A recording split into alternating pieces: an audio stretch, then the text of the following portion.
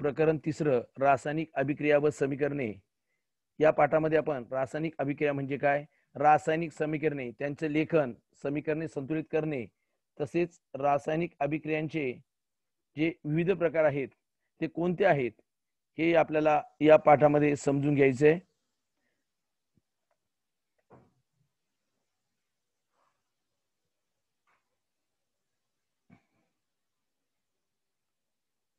स्पष्टीकरण. रासायनिक अभिक्रिया. रासायनिक अभिक्रियांच्या संदर्भात केलेल्या अनेक प्रयोगातून असं सिद्ध होतं की रासायनिक अभिक्रिया होताना द्रव्याचे संघटन बदलते व हा बदल कायमस्वरूपी असतो. या उलट भौतिक बदलाच्या वेळी केवळ द्रव्याची अवस्था किंवा रूप यांच्यात बदल होतो. हा बदल बऱ्याच वेळा तात्पुरत्या स्वरूपाचा असतो.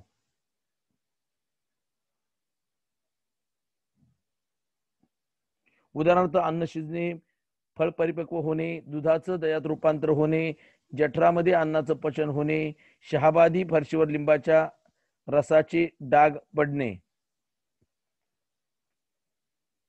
हे सर्व रासायनिक बदल आहेत. तर बर्फाचं पाण्यात रूपांतर किंवा पाण्याचं गोठणे, पाण्याचे बाष्पीभवन होणे किंवा डांबर गोळी हवेत उघडी ठेवल्यास तिचा आकार कमी होणे की उंचावरून पडून काच फुटणे,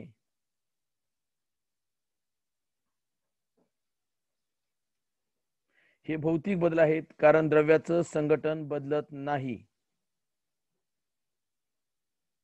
भौतिक व रासायनिक बदलातील फरक असा की तापमान, दाब यांच्यातील बदलामुळे भौतिक बदल घडतो. बऱ्याच वेळा हा प्रत्यावर्ती असतो व द्रव्याचं संघटन आहे तसेच राहते. मात्र एखाद्या प्रक्रियेत द्रव्याचं संघटन बदलले तर ती घटना किंवा प्रक्रिया म्हणजे रासायनिक बदल होतो व द्रव्यात रासायनिक अभिक्रिया घडते.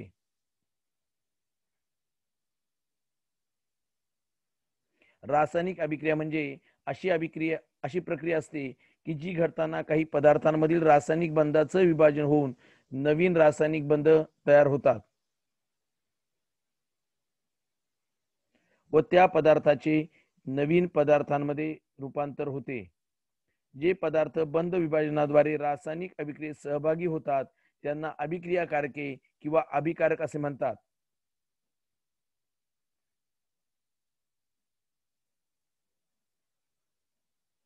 रासायनिक अभिक्रियेचा परिणाम म्हणून नवीन बंध तयार होऊन जे पदार्थ नव्याने तयार होतात त्यांना उत्पादिते म्हणतात. उदाहरणार्थ कोळशाचे हवेत ज्वलन होऊन कार्बन डायऑक्साइड वायू तयार होतो. या रासायनिक अभिक्रियेत कोळसा, कार्बन, ऑक्सिजन हवेतील हे अभिकारक आहेत, तर कार्बन डायऑक्साइड हे उत्पादित आहे.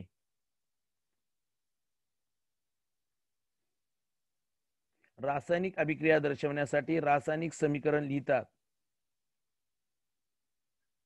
रासायनिक समीकरणे. प्रथम एक रासायनिक अभिक्रिया पाहूया. कॉपर सल्फेटच्या निळ्या द्रावणात जस्ताची पूड घातल्यावर झिंक सल्फेटचे रंगहीन द्रावण तयार होते.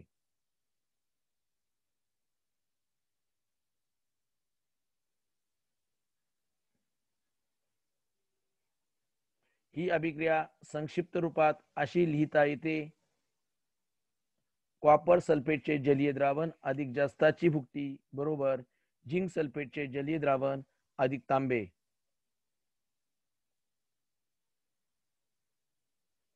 अशा प्रकारे शब्दांच्या स्वरूपात केलेल्या रासायनिक अभिक्रियेच्या साध्या मांडणीलाच शाब्दिक समीकरण असे म्हणतात. शाब्दिक समीकरण अजून संक्षिप्त स्वरूपात रासायनिक सूत्रांचा वापर करून लिहिता येते. CuSO4 अधिक Zn बरोबर ZnSO4 अधिक Cu. रासायनिक सूत्रांचा वापर करून रासायनिक अभिक्रियेच्या संक्षिप्त स्वरूपात केलेल्या मांडणीला रासायनिक समीकरण असे म्हणतात. वरील क्रियेमध्ये कॉपर सल्फेट व जस्त ही अभिक्रियाकारके व रंगहीन झिंक सल्फेटचे द्रावण व तांबे ही उत्पादिते आहेत.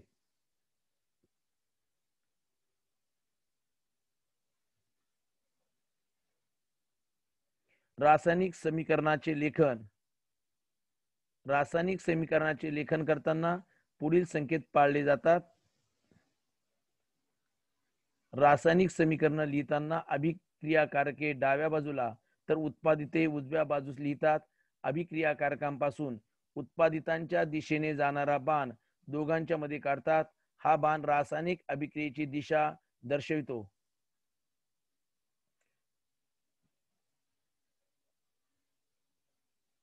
नंबर 2, जर 2 किंवा अधिक अभिक्रियाकारके किंवा उत्पादिते असतील तर त्यांच्यामध्ये अधिक या चिन्हाचा वापर करतात.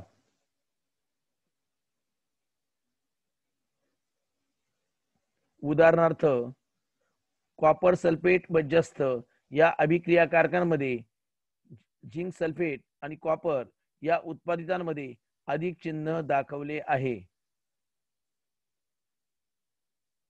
CuSO4 अधिक Zn बरोबर ZnSO4 अधिक Cu. नंबर 3, रासायनिक समीकरण जास्त माहितीपूर्ण बनविण्यासाठी अभिक्रियाकारके व उत्पादिते यांच्या भौतिक अवस्था समीकरणात नमूद करतात.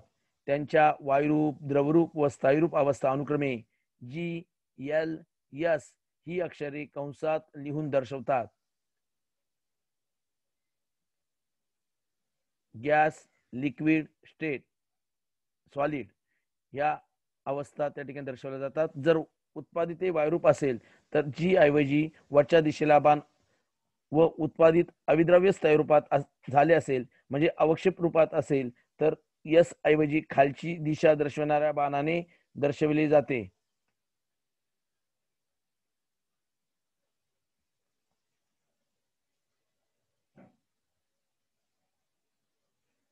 जर अभिक्रियाकारके आणि उत्पादिते पाण्यातील द्रावणाच्या रूपात तर त्यांना जलीय द्रावण म्हणतात.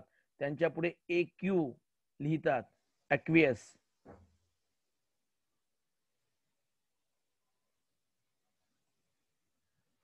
नंबर 4, जेव्हा रासायनिक अभिक्रिया घडण्यासाठी बाहेरून उष्णता द्यावी लागते तेव्हा अभिक्रिया दर्शक बाणांच्या वर त्रिकोण हे चिन्ह काढून दर्शवतात. उदाहरणार्थ चुनखडी तापवल्यावर चुनकडी तयार होते.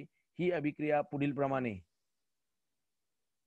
CaCO3 that gives वरती बाण CaO अधिक CO2 म्हणजे यापासून कॅल्शियम ऑक्साईड अधिक कार्बन डायऑक्साईड तयार होतो. कॉपर सल्फेटचे जलीय द्रावण व जस्ताची पूड यांच्यात अभिक्रिया होताना उष्णता बाहेर पडते. हे खालील प्रमाणे दर्शवतात. CuSO4 अधिक Zn बरोबर ZnSO4 अधिक Cu अधिक उष्णता. काही अभिक्रिया घडून येण्यासाठी विशिष्ट तापमान, विशिष्ट दाब, उत्प्रेरक इत्यादी अटींची पूर्तता होणे आवश्यक असते. अशा अटी अभिक्रियाकारक बाणांच्या खाली किंवा वर दर्शवतात.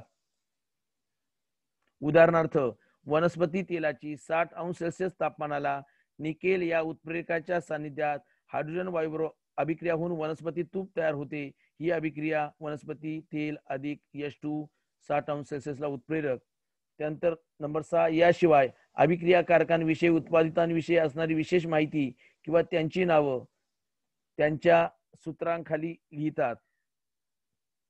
उदाहरणार्थ तांब्याची सहन नायट्रिक आम्लाबरोबर अभिक्रिया केली असता तांबूस रंगाचा विषारी नायट्रोजन डायऑक्साईड वायू तयार होतो. Cu अधिक 4HNO3 बरोबर CuNO3 ट्वाइस अधिक 2NO2 अधिक 2H2O. सहंत HNO3 ही माहिती कंसाच्या त्या याच्या खाली लिहिली जातात. तांब्याची विरल नायट्रिक आम्लाबरोबर अभिक्रिया केली असता नायट्रिक ऑक्साईड तयार होतो. Cu अधिक 8HNO3 विरल CuNO3 ट्वाइस अधिक 2NO अधिक 4H2O.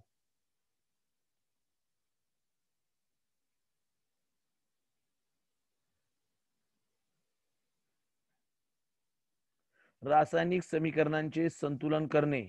संतुलित समीकरणे ज्या समीकरणामध्ये अभिक्रियाकारकांमधील मूलद्रव्यांच्या अणूंची संख्या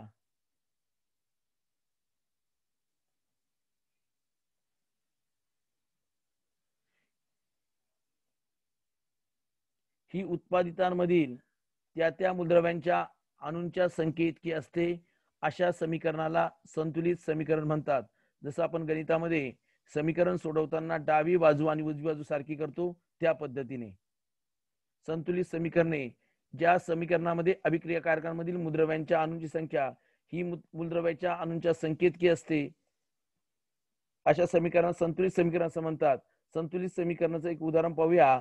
सोडियम क्लोराईड व सिल्वर नायट्रेट यांच्यातील रासायनिक अभिक्रिया AgNO3 अधिक NaCl बरोबर AgCl अधिक NaNO3.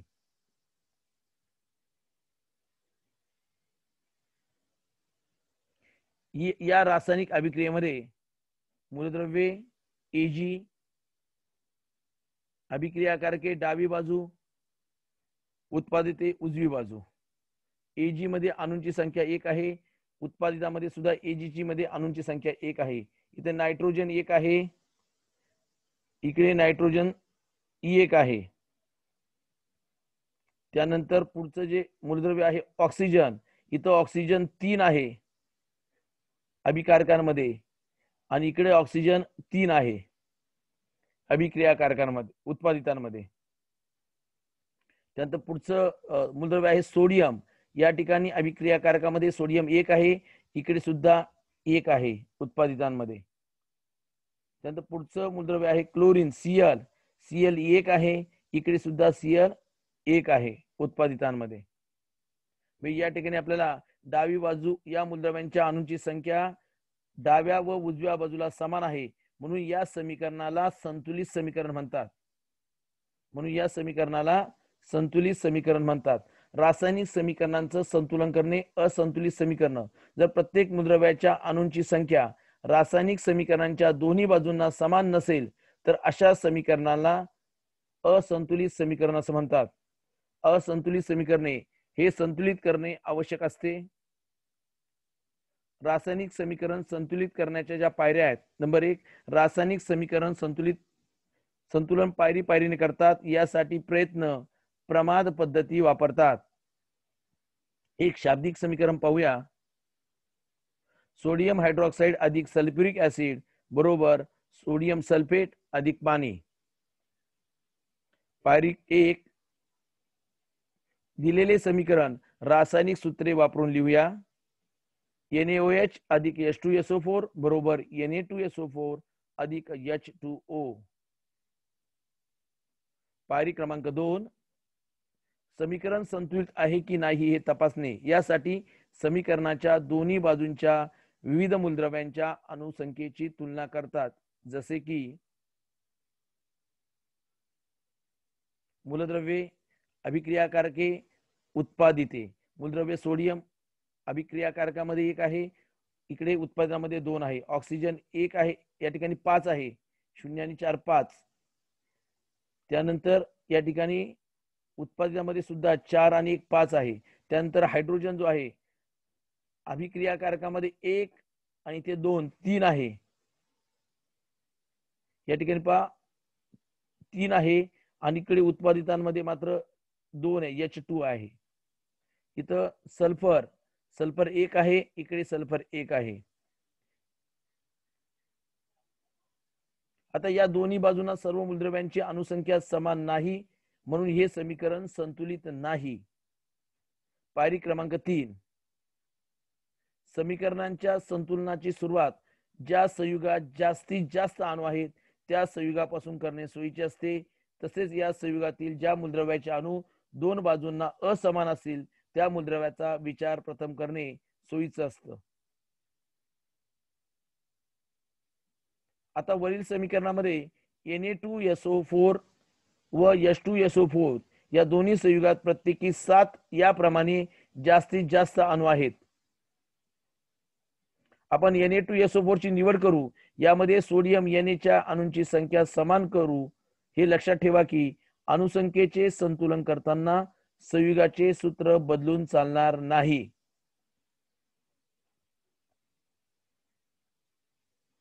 सोडियम अणुसंख्या NaOH मध्ये आणि Na2SO4 मध्ये सुरुवातीला 1 आहे.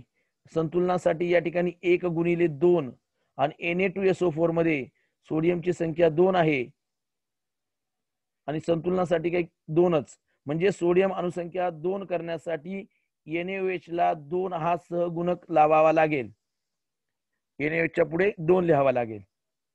2 NaOH अधिक H2SO4 बरोबर Na2SO4 अधिक H2O. आता सोडियम अणू संतुलित झाले, दोन्ही बाजूंना हायड्रोजन आणि ऑक्सिजन असमान आहेत. यापैकी हायड्रोजनच्या अणुसंख्येचे संतुलन करूया. हायड्रोजनची अणुसंख्या अभिक्रियाकारकामध्ये NaOH अधिक H2SO4 मध्ये सुरुवातीला हायड्रोजन आहेत, या ठिकाणी किती आहेत? 4 आहेत. संतुलनासाठी 4 आहेत. उत्पादितांमध्ये पाहूया, H2O मध्ये हायड्रोजन 2 आहे आणि त्याला 2 ने गुणावा लागेल, म्हणजे 2 गुणिले 2, म्हणजे H2O या उत्पादिताला 2 हा सहगुणक लावून तयार झालेलं समीकरण जे असेल 2 NaOH अधिक H2SO4 बरोबर Na2SO4 अधिक 2 H2O. हायड्रोजनची अणुसंख्या संतुलित करता करता ऑक्सिजन अणुसंख्या ही 2 ने वाढली. H2O ला 2 सहगुणक लावल्याने व ऑक्सिजन अणुसंख्या ही संतुलित झाली. नवीन तयार केलेल्या समीकरणात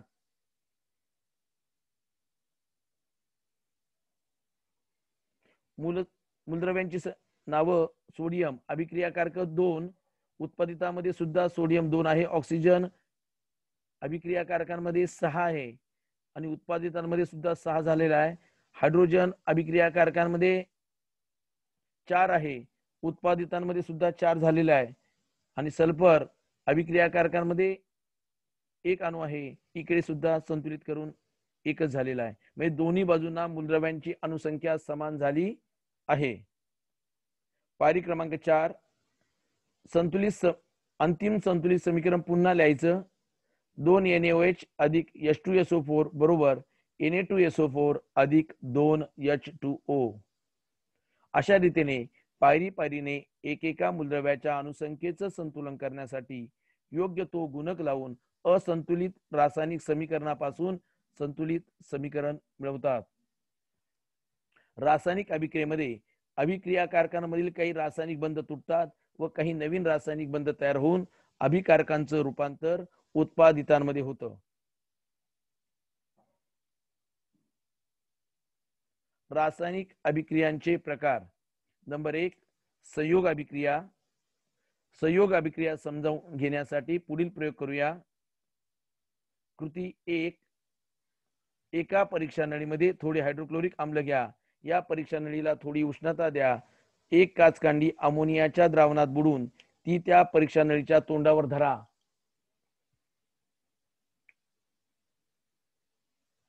निरीक्षण, काचकांडीच्या टोकावरून पांढरा धूर बाहेर पडताना दिसेल.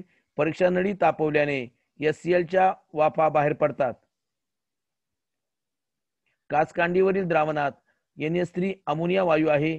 अमोनिया वायू व हायड्रोजन क्लोराईड वायू यांच्यातील अभिक्रियेने अमोनियम क्लोराईड हा क्षार तयार होतो. त्याच्या पांढऱ्या वाफा त्या ठिकाणी तयार होतात, पण लगेच संगणनाने त्याचे स्थायीरूपात म्हणजे पांढऱ्या धुरात रूपांतर होते. समीकरण NH3 अधिक HCl बरोबर NH4Cl. अमोनिया अधिक हायड्रोजन क्लोराईड बरोबर अमोनियम क्लोराईड. अनुमान, अमोनिया व हायड्रोजन क्लोराईड या 2 अभिक्रियाकारकांपासून अमोनियम क्लोराईड एकच उत्पादित तयार झाले. कृती 2, मॅग्नेशियम धातूची फीत चिमट्यात पकडून तिचे टोक प्रज्वलित करा. निरीक्षण, हवेमध्ये जळून मॅग्नेशियम ऑक्साईडची पांढरी भुकटी तयार होते. मॅग्नेशियमची हवेतील ऑक्सिजन बरोबर अभिक्रिया घडते. समीकरण 2 Mg अधिक O2 बरोबर 2 MgO. या अभिक्रियेत मॅग्नेशियम व ऑक्सिजन यांचा संयोग होऊन मॅग्नेशियम ऑक्साईड हे एकमेव उत्पादित तयार होते. कृती क्रमांक 3, एका चंचुपात्रात अर्धे भरेल इतके पाणी घ्या. त्यामध्ये चुनकळी म्हणजे कॅल्शियम ऑक्साईड CaO चे काही खडे टाका. निरीक्षण, कॅल्शियम ऑक्साईड व पाणी यांच्या संयोगाने कॅल्शियम हायड्रॉक्साईड CaOH ट्वाइस तयार होते व भरपूर उष्णता बाहेर पडते. समीकरण CaO कॅल्शियम ऑक्साईड अधिक H2O पाणी बरोबर CaOH ट्वाइस कॅल्शियम हायड्रॉक्साईड अधिक मोठ्या प्रमाणामध्ये उष्णता. जेव्हा एखाद्या अभिक्रियेत दोन किंवा अधिक अभिक्रियाकारकांचा रासायनिक संयोग होऊन एकच उत्पादित तयार होते तेव्हा त्या अभिक्रियेला संयोग अभिक्रिया म्हणतात. म्हणजे या सगळ्या अभिक्रियांमध्ये दोन पेक्षा अधिक अभिक्रियाकारकांपासून एकच उत्पादित तयार झालेला आहे, म्हणून या अभिक्रियेला संयोग अभिक्रिया म्हणतात. पहा या ठिकाणी NH3 अधिक HCl बरोबर NH4Cl, Mg अधिक O2 बरोबर MgO. नंबर 2 अपघटन अभिक्रिया. अपघटन ही अभिक्रिया समजावण्यासाठी खालील कृती करूया. कृती क्रमांक 1, एका बाष्पन पात्रामध्ये थोडीशी साखर घ्या, त्या बाष्पन पात्राला बन्सेन बर्नरच्या साहाय्याने उष्णता द्या. निरीक्षण, थोडा वेळाने करपलेला काळा पदार्थ तयार झालेला दिसेल. C12H22O11 उष्णता 12 कार्बन अधिक 11 H2O. या अभिक्रियेत साखर या अभिक्रियाकारकाचे दोन पदार्थात विभाजन झालं, कार्बन आणि पाणी. ही अपघटन अभिक्रिया आहे. कृती क्रमांक 2, दोन परीक्षा नळ्या, वक्रनळी, रबरी बूच, बर्नर इत्यादी.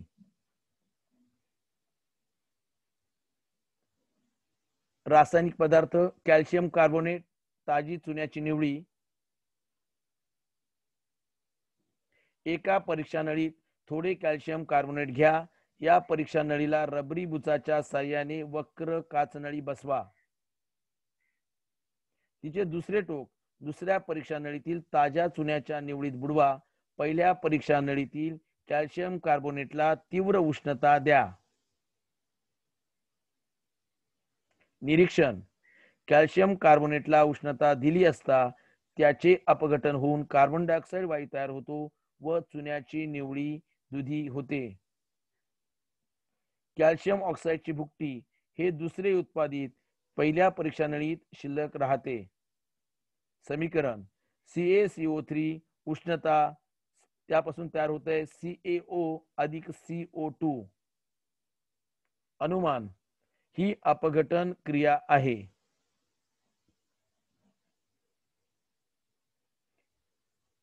हायड्रोजन पेरॉक्साईडचे मंद गतीने आपोआप पाणी व ऑक्सिजन यांच्यामध्ये विघटन होते. H2O2 बरोबर 2 H2O अधिक O2. ज्या रासायनिक अभिक्रियेत एकाच अभिक्रियाकारकांपासून दोन किंवा अधिक उत्पादिते मिळतात त्या अभिक्रियेला अपघटन अभिक्रिया म्हणतात. उष्णता, विद्युत आणि प्रकाशाच्या साहाय्याने अपघटन करता येते.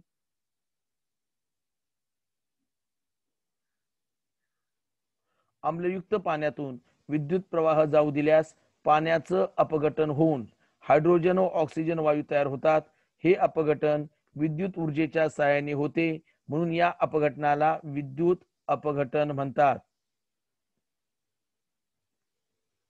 H2O विद्युत ऊर्जा, H2 अधिक O2 विद्युत अपघटन आहे. निसर्गात आपल्या अवतीभोवती अनेक विघटन प्रक्रिया सतत होत असतात. सेंद्रिय कचरा, सूक्ष्मजीवांमार्फत विघटन पावून खत व जैविक वायू तयार होतो. जैविक वायूचा उपयोग इंधन म्हणून केला जातो.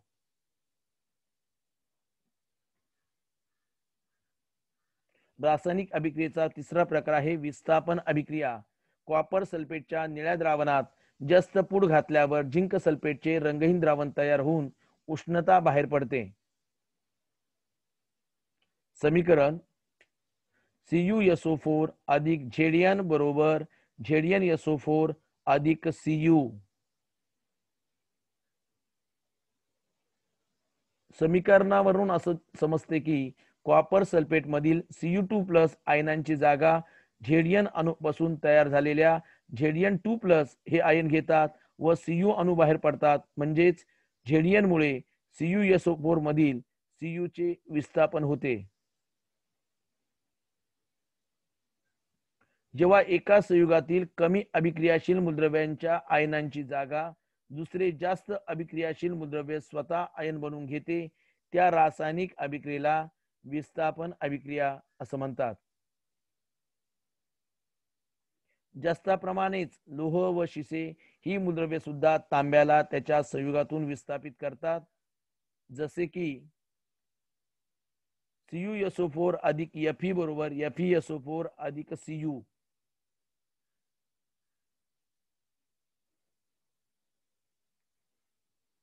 CuSO4 अधिक Pb बरोबर PbSO4 अधिक Cu.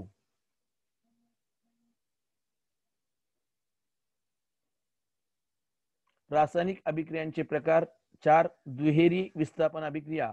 ज्या अभिक्रियांमध्ये अभिकारकांमधील आयनांची अदलाबदल होऊन अवक्षेप तयार होतो अशा अभिक्रियांना दुहेरी विस्थापन अभिक्रिया म्हणतात. उदाहरणार्थ, पुढील अभिक्रियेमध्ये सिल्वर व सोडियम या आयनांची अदलाबदल होऊन सिल्वर क्लोराईडचा पांढरा अवक्षेप तयार होतो. AgNO3 अधिक NaCl बरोबर AgCl अधिक NaNO3. उष्माग्राही आणि उष्मादायी प्रक्रिया व अभिक्रिया.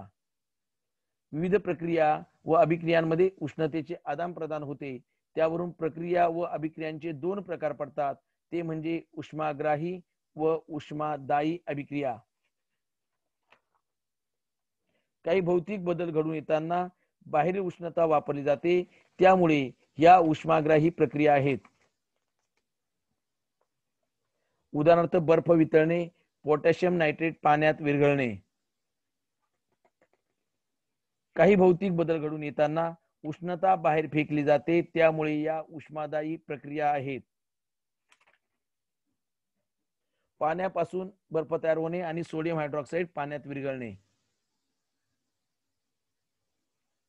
समजा सन सल्फ्युरिक आम्लाचं पाण्याने विरलीकरण करायचे आहे, तर या प्रक्रियेमध्ये खूप मोठ्या प्रमाणात उष्णता बाहेर फेकली जाते विरलीकरण अभिक्रियेमध्ये. त्यामुळे सन सल्फ्युरिक आम्लात पाणी ओतले असता पाण्याचे तात्काळ बाष्पीभवन होऊन अपघात संभवतो.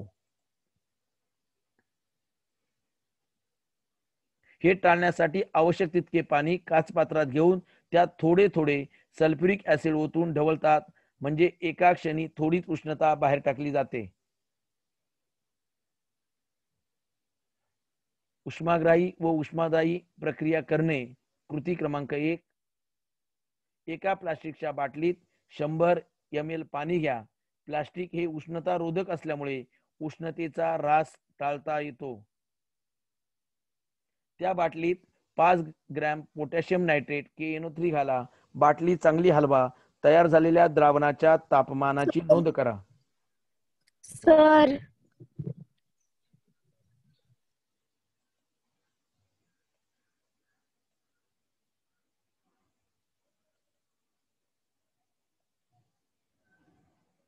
सर आडंगा सरांचं लेक्चर सुरू झालंय.